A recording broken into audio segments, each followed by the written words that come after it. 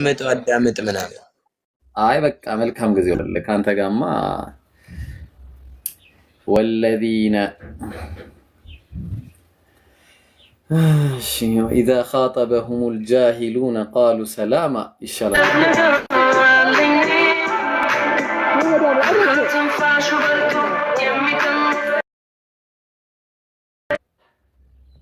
بسم الله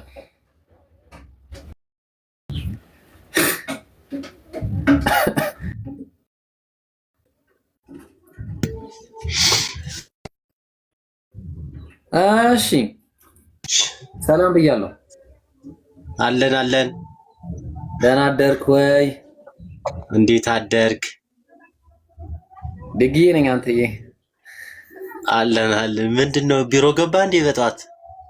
አረ እንዲህ አይነት ቢሮ አለ እንዴ? አንተ ስታስበው እንዲህ አይነት የራሴው ቤት ታለብኛ እንዴ? ተሽከርካሪ ወንበር እኮ ነው። ያውለ አታይም ቤት የሆነ ሎከር አለ። there is something behind behind ደህና ነኝ። ይቻላል የተሽከርካሪ ወንበር ቤት? ምን ታደርገዋለህ? እዚህ የሆነ ሰው አሽከረከረልኝ አስገብቶ እሱ ይመዳልና መድኃኒዓለም ነው። ማን ነው ግን መድኃኒዓለም? እንጃ። አይ ፈጣሪ ነው ወይ ብዬ እኮ መድኃኒዓለም ማለት ነው። በሰው በኩል ነው ማለት ኢየሱስ ማለት ነው። ኢየሱስ ግን መድኃኒዓለም ያደረገው ማን ነው እንዴ? የዓለም መድኃኒት ትርጉም እኮ ነው እንጂ እኮ ኢየሱስ ማለት ነው። እሱማ ኢየሱስ የሽዋ የሚለው ያህ ማለት ያህዌ፣ ከዛ የሽዋ ማለት ያህዌ መድኃኒት ነው ማለት ነው። እሱ ችግር የለውም። ግን ማን ነው ያህዌ? ማን ነው ኢየሱስን መድኃኒት አድርጎ የላከው? ማን ነው? ሐዋርያት ሥራን አንብበኸዋል?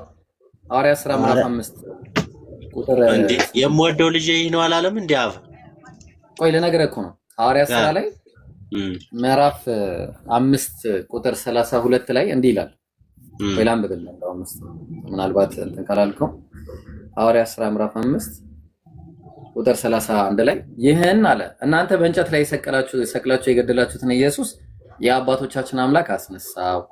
ይህን እግዚአብሔር ኢየሱስን ማለት ነው። ይህን እግዚአብሔር ለእስራኤል ንስሐን የኃጢአትም ስርየት ይሰጥ ዘንድ ራስን መድኃኒትም አድርጎ በቀኙ ከፍ ከፍ አደረገው ይላል።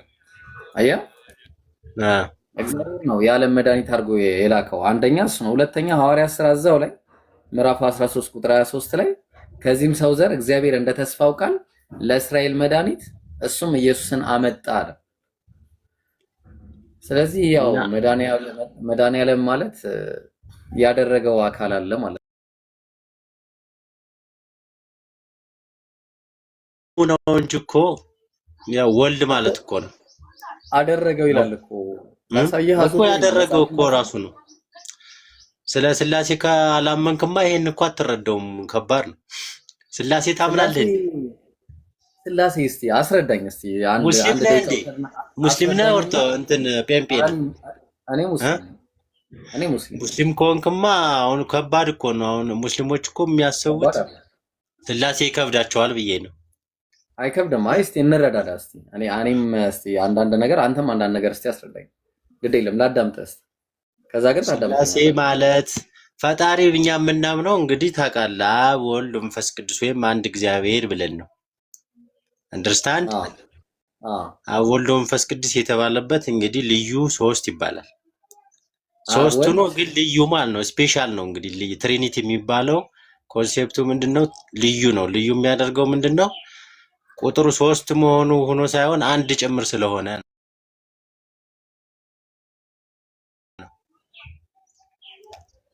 አስተምሮ ያስተማረው ማን ነው? የቱ ጋር ነው እስቲ ያስተማረው? እኔ ገና አላገኘውም። እኔ አሁን ለምሳሌ አባቴ ፕሮቴስታንት ነው። አነበብኩኝ፣ በሱ ምክንያት አንብቤያለሁ ባይብልን፣ ግን አላገኘውም። እንዲህ ለምናት መጽሐፍ ቅዱስ ካነበብክ ታገኘዋለህ እኮ።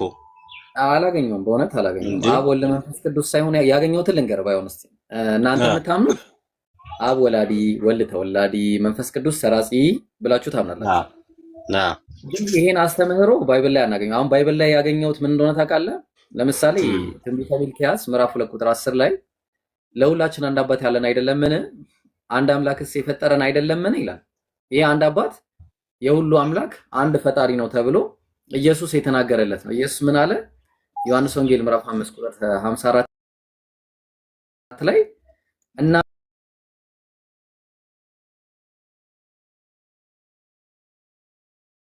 አንተ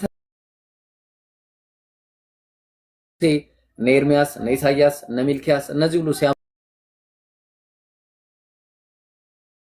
ሲያምኑበት የነበረው የኢየሱስ አባቴ ነው አለ። እሱም አብ ነው አይደለ? አባቴ የሚለው ኢየሱስ ትክክል ነው፣ አባቱ ነው። ስለዚህ እዛ ላይ ስንሄድ ደግሞ እነሱ የሚያመልኩት አንድ አምላክ የሥጋ አባት አይደለም፣ የባህሪ ነው። ይኸውልህ አባቴ ነው ሲል እኮ የባህሪ ነው፣ በአምላክነቱ ነው አባቴ ነው የሚባለው እንጂ የሥጋ ምናምን አይደለም። አሁን እግዚአብሔር አብ ወልድ መንፈስ ቅዱስ በባህሪ አንድ ናቸው። ለዛ ነው በአገዛዝ በመለኮት አንድ ስለሆነ በባህሪ አንድ ነው።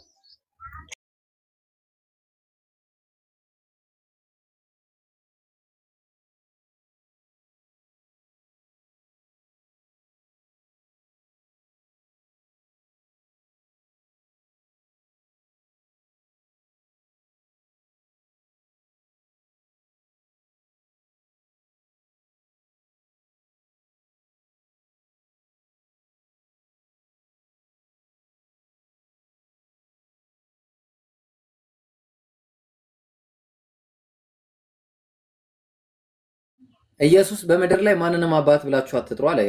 ማቴዎስ ወንጌል ምዕራፍ 23 ቁጥር 9 ላይ በምድር ላይ ማንንም አባት ብላችሁ አትጥሩ፣ አባታችሁ በሰማይ ያለው አንዱ ነው አለ። በሰማይ ያለው አንዱ ነው አለ።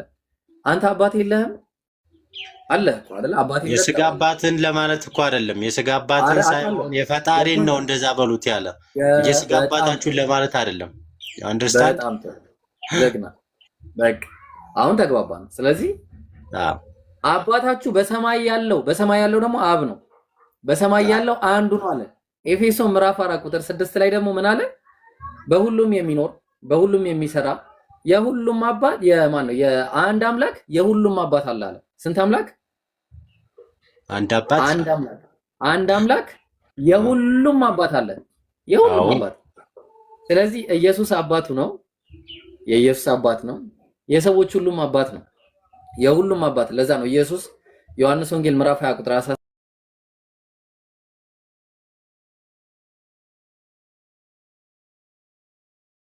17 ላይ መቅደላዊት ማርያም ወደ መቃብሩ ስትሄድ እንዲህ አላት፣ ጊዜ አልደረሰም አትንኪኝ አላት።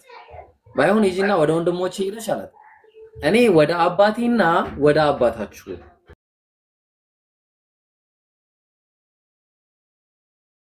ወደ አምላኬና ወደ አምላካችሁ አርጋለሁ ብለሽ ንገሪያቸዋል። አየህ የኢየሱስ አምላክ ትክክል እኮ ነው።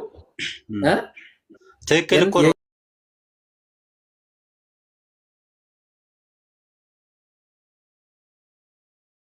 ናቸው እሱ እንደዛ ስላለ እሱ ኢየሱስ አምላክ አይደለም እያልክ እየሄድክ ነው ማለት ነው።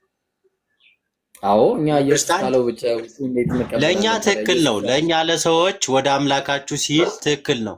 ለሱ ግን ወደ አምላኬ ሲል የባህሪው አምላኩ ነው እንጂ እሱ ከአብ ከፍ ያለ ዝቅ ያለ ደግሞ ወልድ መስሎ ነው። እናንተ እንደዛ ነው የምትረዱት። እንዲህ አለ እኮ ራሱ ዮሐንስ ስላሴ ትምህርት ይወል መጀመሪያ እሱን ተማሪ ያልኩ ለዛ ነው እንጂ አምላኬ ሲል የባህሪ አምላኩ ነው።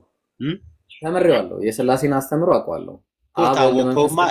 የባህሪ አምላኩ ላይ ነው የሚሄደው። የባህሪ አምላክ ካልክማ እውነትም የባህሪ አምላኩ ሊሆን ነው። አሁን የባህሪ አምላክ ማለት ባይሆን አንተ የጸጋ አምላክ ለማለት ከሆነ ነው እንጂ የባህሪ አምላክ ብለህ ካልክማ አስቸጋሪ ነው የሚሆነው እኮ። በባህሪው አምላክ ነው። ይኸውልህ ኢየሱስ ወልድ ማለት እኮ ራሱ ከአብ ጋር እኩል ነኝ ይላል። ደግሞ ዮሐንስ ወንጌል አላነበብክም? እኔና አብ አንድ ነኝ ሲል እሱ ያለው ለእኔ ያለው ካለ እሱ ራሱ አምላክ ነው እኮ። ለምን ታርቀዋለህ ታዲያ? ወይ ጥሩ በቃ እሱ እንምጣ። ሉቃስ ወንጌል ምዕራፍ 1 ቁጥር 30 ላይ እንዲህ ይላል። ቁጥር 31 ላይ እነሆም ትጸንሻለሽ አላት፣ ወንድ ልጅም ትወልጃለሽ፣ ስሙንም ኢየሱስ ትይዋለሽ አላት። እነሆ ትጸንሻለሽ የተባለው ወንድ ልጅ የምትወልደው ያ ወንድ ልጅ አምላክ ነው። ወንዱ ልጅ አዎ አምላክ ነው። አምላክ ጾታ አለው እንዲህ አምላክ ይኸውልህ በወንድ እንትን ስለተጠራ እንጂ አምላክ እኮ ይኸውልህ ጾታ ኑሮ ሳይሆን ወንድ ልጅ ስለተባለ አንተ ምንድን መሰለህ ይሄ አምላክ ሰው ሆናለሁ ብሎ ትንቢት ተናግሯል። ከአሁን በፊት ስጋ ሆናለሁ ብሏል። ዮሐንስ ወንጌል ምዕራፍ 1 ቁጥር 14 አላነበብክም? አምላክ ስጋ ሆነ አይልም? ቆይ እመጣላለሁ እሱ ጋር ቆይ እዛ ጋር እመጣለሁ። ቆይ ስጋ ሆነ ማለት እኮ ወንድ ሰው ሆነ ማለት ነው። ወንድ ልጅ ማለት እኮ ስጋ ሆነ ማለት ነው። ሌላ ምን ትርጉም አለው? ያ ወንድ ልጅ ከማርያም የተነሳ ስጋ ነው እኮ። አዎ ከማርያም የተነሳው ስጋ ፍጡር ነው ወይስ ፈጣሪ ነው? ከማርያም የተነሳው ስጋ ፍጡር ነው። በጣም ጥሩ። ያ ፍጡር አካል ነው አይደለ? ሰውነቱ አካሉ የኢየሱስ ፍጡር ነው። ያ አካል ይመለካል? ኖ አካል አይደለም። አምላክን እኮ ነው የምናመልከው፣ ግን ራሱ የፈጠረውን እኮ ነው የተዋህደው። መዋሃድ አይችልም አምላክ። እሺ ቆይ ጥሩ።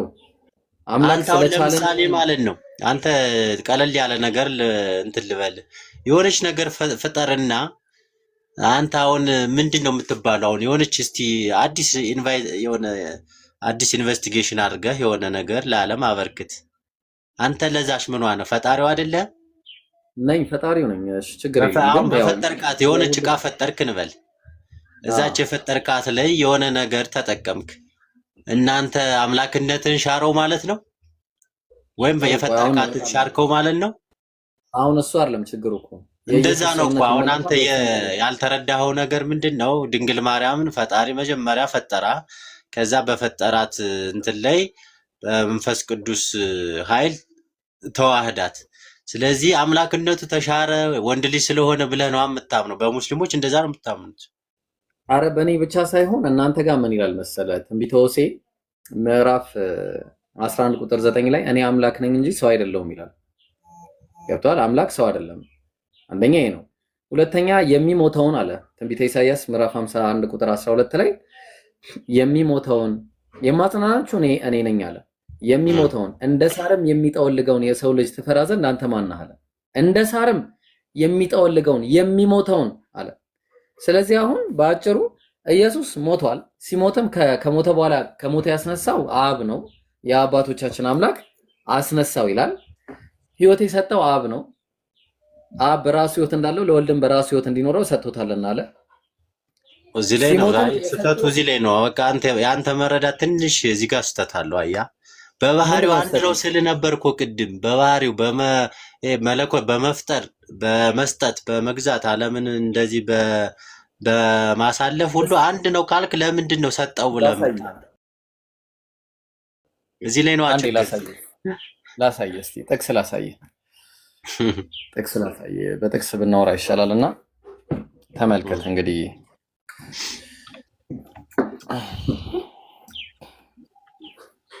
አሁን ምን ይላል መሰለ?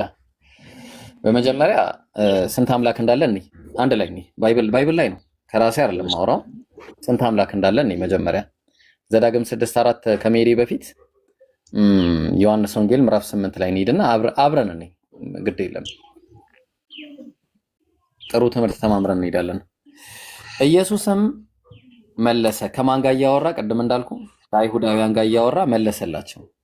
እኔ ራሴን ባከብር ክብሬ ከንቱ ነው፣ የሚያከብረኝ እናንተ አምላካችን የምትሉት አባቴ ነው አለ። አይሁዳውያን አምላካችን የሚሉት ደግሞ አንድ ነው። እነሱም ይኸው ለምሳሌ ብሉይ ኪዳን ላይ እንዳለ አምላካችን ብለው የሚጠሩት ማለት ነው። ለምሳሌ ዘዳግም 6:4 ላይ ተመልከት ምን እንደሚል። እስራኤል ሆይ ስማ፣ አምላካችን የማን አባት ነው? ይሄ አምላካችን የሚሉት እነሱ አባቴ ነው ብሏቸዋል። ኢየሱስ አምላካችን። እሺ አንብበው። አዎ ቅድም ኢየሱስ ምን ብሎ ነበር? እናንተ አምላካችን የምትሉት ለኔ ምን ነው ብሏቸው ነበር? አባቴ ብሏቸው ነበር። ስለዚህ አብ ነው ማለት ነው አይደል? አብ ነው እኮ አባቴ ነው። አብ ማለት እኮ ባይዘው የራሱ ወልድ ነው። በባህሪው ነው እየተናገረ ያለ። አንተ እኮ በስጋ እየመሰለ ነው እንደኛ። ልክ አሁን የኔ አባት ለምሳሌ አሁን የኔ አባት ጌታቸው ይሁን። አሁን አንተ እኔ እንደዛ ነው እየተረዳው ያለው። ወደ አባቴ ሲል እሱ በባህሪ አባቱ ማለት አብ ወልድ መንፈስ ቅዱስ በባህሪ አንድ ነው። ዓለምን በመፍጠር አንድ ነው። አንተ በዛ ለማ እየተረዳኸው ያለው እንጂኛ በስጋማ ከሆነ አንተ እንደምትለው ትክክል ነህ። ግን በስጋ ለማ እያወራች ያለ በመንፈስ ነው። በፈጣሪነት ወደ አምላኬ ሲል ወደ አብ ነው። አብና እሱ አንድ ናቸው። አንድ ነን ብሏል ዮሐንስ ወንጌል ላይ እኔና አብ አንድ ነን ብሎ ይል እሱን ነው ያተረዳዋል። ቆይ አመጣላለሁ። እሺ እሱ ጋር አመጣለሁ። ግን እስቲ እቺን ጥያቄ መልስ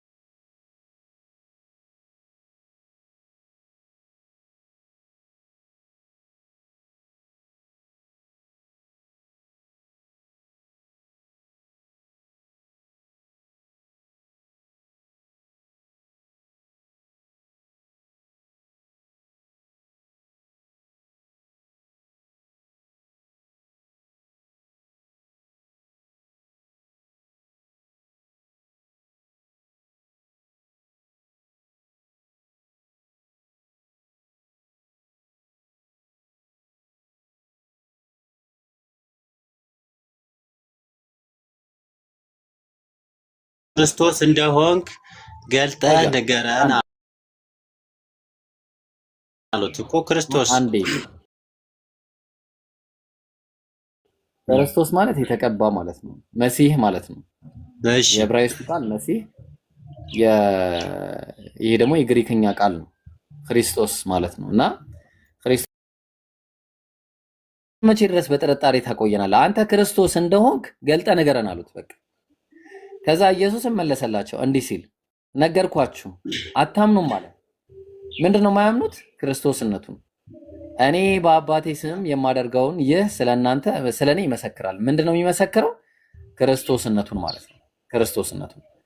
ከዛ ቀጠለ እናንተ ግን እንደነገርኳችሁ ከበጎቼ ስላልሆናችሁ አታምኑ። ምንድነው የማያምኑት? ክርስቶስ እንደሆነ አያምኑ። በጎቼ ድምፄን ይሰማሉ፣ እኔም አውቃቸዋለሁ፣ ይከተሉኝማል። ምን ስላመኑ? ክርስቶስ እንደሆነ ስላመኑ። ክርስቶስ ደግሞ የተደረገ ነው፣ እናየዋለን እሱን። እኔም የዘላለም ሕይወት ሰጣቸዋለሁ፣ ለዘላለምም አይጠፉም፣ ከእጄም አለ ከእጄም ማንም አይነጥቃቸውም። ለምንድን ነው ከእጁ ማንም አይነጥቃቸው? የሰጠው አባቱ ከሁሉ ስለሚበልጥ። አየው፣ የሰጠኝ አባቴ ከሁሉ ይበልጣል፣ ከአባቴ እጅ ሊነጥቃቸው ማንም አይችልም። ስለዚህ ዓላማቸው ከኢየሱስ እጅ መንጠቅ እንደማይችሉት አብ ስለሰጠው ነው። ከአብ እጅ መንጠቅ ስለማይችሉ ነው። ለዛ ነው ዓላማው እኔና አብ አንድ ነን። በምን? በጎቹን በመጠበቅ ከእጁ ማንም ሊነጥቃቸው አለመቻሉ ዓላማ ስለሆነ ከአብና ከወልድ ማለትም ከአብ እጅ ከእጅ ማንም ሊነጥቃቸው አይችልም አለና ኢየሱስ። ለምን ከተባለ የሰጠው አባቱ ከሁሉ ስለሚበልጥ ከአብ እጅ አይነጠቅም ማለት ነው። ስለዚህ ዓላማው እኔና አብ አንድ ነን ያለው ከእጁ በጎቹ እንደማይነጠቁ ለማለት እንጂ ኢየሱስና አብ በባህሪ አንዱ ነው አይደለም። እንደዛ ካል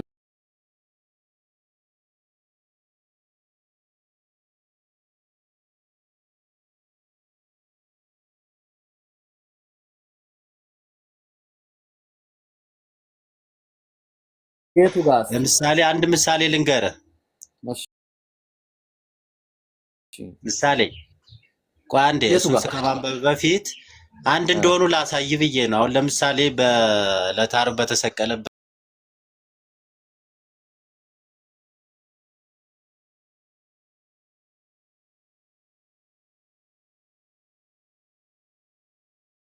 ይኖራል ብሎ የመጀመሪያው ገነት የገባው ሰው ያ ወንበዴው ማለት ነው። እሱን የፈረደለት መስቀል ላይ ሆኖ ነው ክርስቶስ ራሱ ማለት ነው መሲሁ ያልከው።